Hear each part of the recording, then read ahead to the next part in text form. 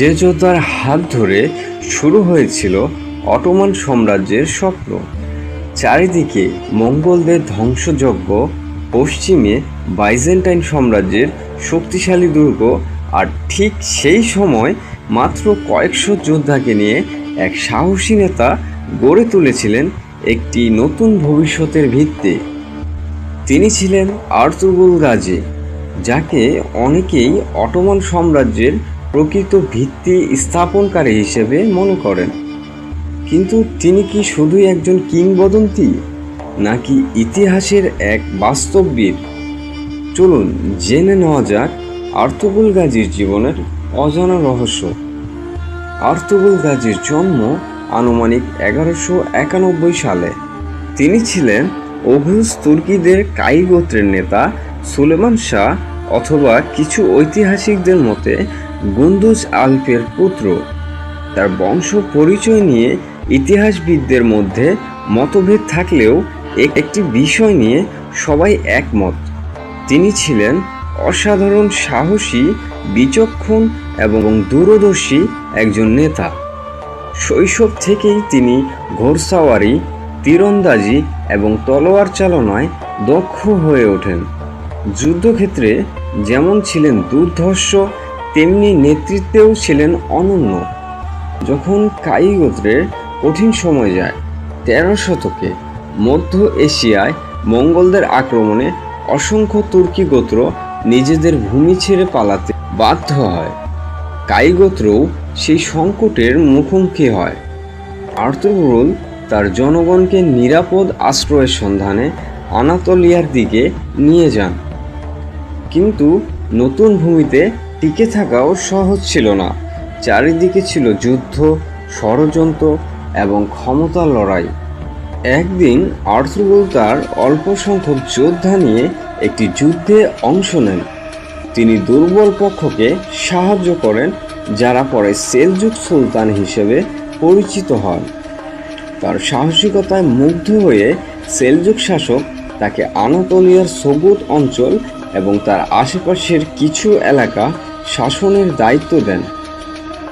এই ছোট ভূখণ্ডই পরবর্তীতে ইতিহাস বদলে দেয়।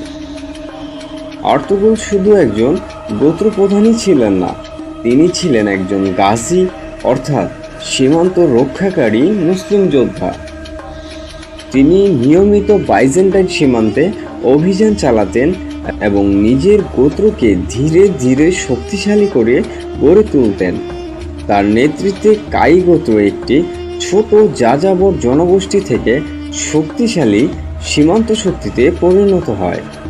আর্তুগুল শুধু যুদ্ধ করতেন না, তিনি ন্যায় বিচার প্রতিষ্ঠা, জনগণের নিরাপত্তা এবং বিভিন্ন গোত্রের মধ্যে ঐক্য বজায় রাখার চেষ্টা করতেন। তার নেতৃত্বে মানুষ নিজেদের নিরাপদ মনে করত। এই গুণই তাকে একজন সাধারণ যোদ্ধা থেকে মহান নেতায় পরিণত করেছিল। আর্তুগুল গাজীর সবচেয়ে বড় অবদান ছিল তার ছেলে ওসমান গাজীর জন্য একটি শক্তিশালী ভিত্তি তৈরি করা। 1281 সালের দিকে আর্তুগুল মৃত্যুবরণ করেন। এরপর তার ছেলে ওসমান গাজী নেতৃত্ব গ্রহণ করেন এবং 1299 সালে প্রতিষ্ঠা করে অটোমান সাম্রাজ্য। এই সাম্রাজ্য টিকে ছিল প্রায় 600 বছরেরও বেশি সময় এবং বিশ্বের অন্যতম শক্তিশালী সাম্রাজ্যে পরিণত হয়।